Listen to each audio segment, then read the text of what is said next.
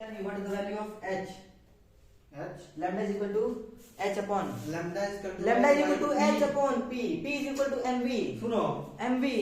Lambda is equal to h upon under root 2m kinetic energy. Lambda is equal to under root 2m into q vs, है ना? Under root q vs. 2m नहीं, उसके आगे फिर एक और formula लिखा हुआ अंडर रूट 2 q vs. अरे लो ना यार, लो ना तुम हल्का में ले लो x ना। k e लिखा है। एक और होगा h upon under root 2m x k e।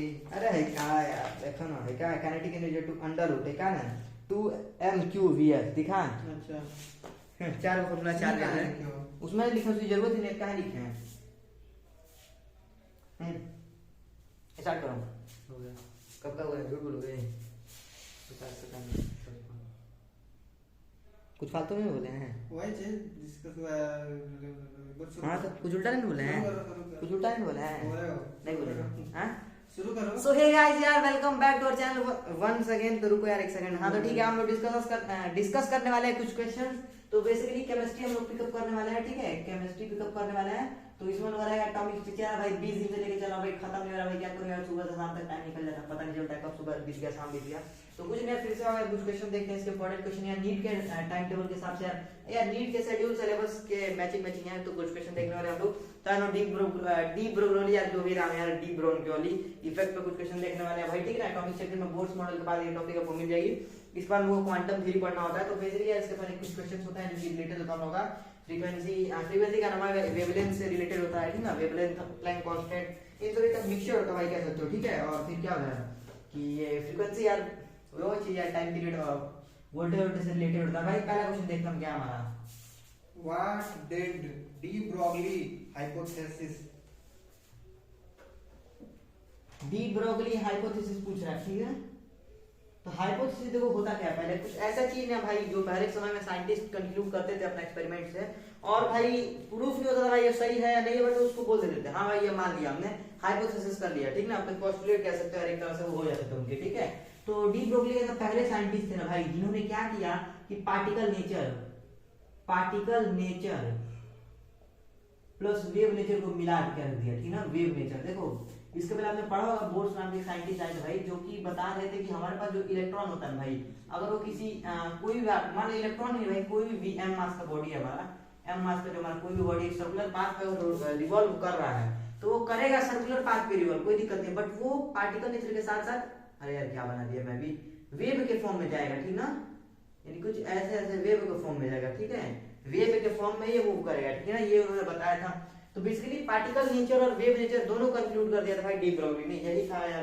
बाकी किसमें अगर आप फार्मूला चेक करते हो तो भाई ये होता है आपका lambda is equal to 1 upon p, p हमारा मोमेंटम होता है, y इक्वल टू mv, इसको और आप कैलकुलेट करोगे आगे जाके, मतलब डिराइव करोगे तो आएगा 1 upon 2m under root kinetic energy, इसको और अगर डिराइव करो भाई तो आ जाता है आपका 1 upon under root 2m qvs। यहाँ पे ये क्या होता है, v क्या होता है भाई, ये आप एक बार चेक कर सकते हो, ठीक है।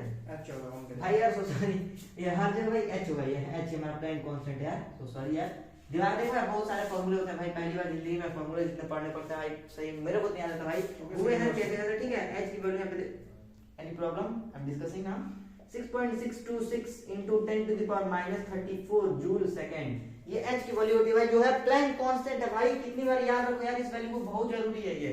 Next question, minimum de Broglie wavelength is associated with, ठीक है। देखो क्या कह रहा है, मिनिमम डी ब्रोगली वेवलेंथ, ठीक ना, मिनिमम की बात कर रहा है, डी ब्रोगली वेवलेंथ की बात कर रहा है भाई, मिनिमम बोल रहा है, ठीक है। इलेक्ट्रॉन, प्रोटॉन, CO2 मॉलिक्यूल, तो हम लोग इसमें ऑप्शन अगर चेक करेंगे तो भाई पहला आता है होगा इलेक्ट्रॉन, प्रोटॉन, ठीक ना, फिर आता है होगा न्यूट्रॉन, फिर आता है होगा CO2, सल्फर डाइऑक्साइड, एक आता है हमारा SO2। देखो होता क्या है, देखो अगर आप डी ब्रोगली का वेवलेंथ चेक करोगे भाई, यही फॉर्मूला हर जगह हम अप्लाई करेंगे, बट इस केस में हम देखो यार, ना तो हमको यहाँ पे मोमेंटम पता है किसी चीज का, ना हम लोग प्लैंक कांस्टेंट भाई पता है, कांस्टेंट है, सब में सेम रहेगा। देखो तो ये h को हटा देगा, हम मान लो यहाँ पे वेवलेंथ पूछ रहा है, ठीक है, मिनिमम पूछ रहा है, तो h अपॉन p लिखते हैं हम, मोमेंटम हमें नहीं पता, ये फॉर्मूला हम नहीं यूज करेंगे, इसी का डेरिवेटिव है जो ये है h अपॉन mv।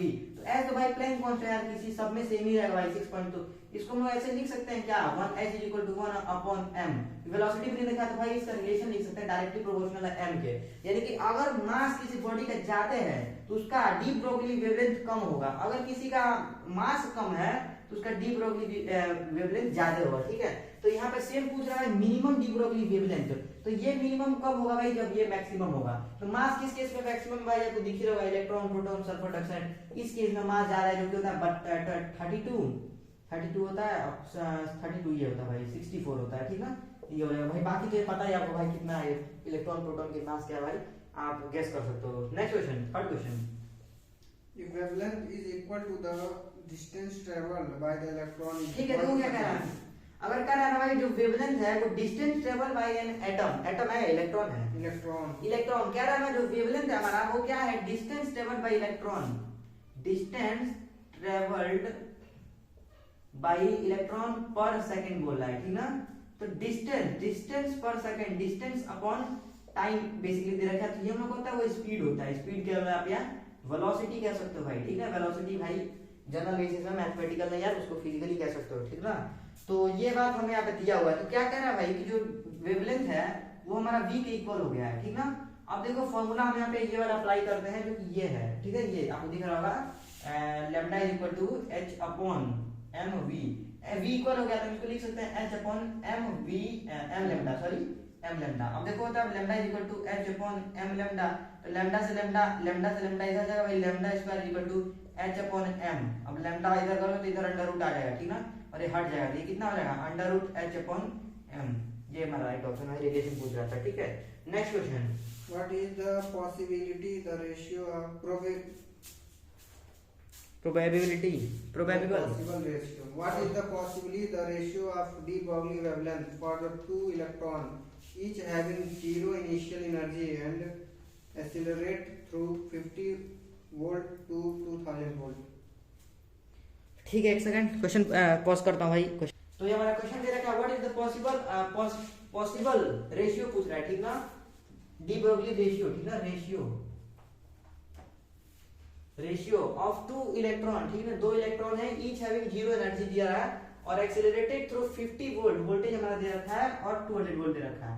तो डी ब्रोगली यहाँ पे वेवलेंथ की बात कर दी है, तो इसमें हम लोग एक फॉर्मूला याद कर सकते हैं सिंपली, जो होता है हम लोग का h अपॉन ये अपना लैम्डा हो जाता है, lambda equal to h upon under root 2m और काइनेटिक एनर्जी, ठीक है। इस फॉर्मूला को हम यहाँ पे नहीं यूज कर सकते हैं, तो दूसरा फॉर्मूला जो हम लोग को एक मेंशन कर रखा है वो था हम लोग का h upon under root 2m cube vs, ठीक ना।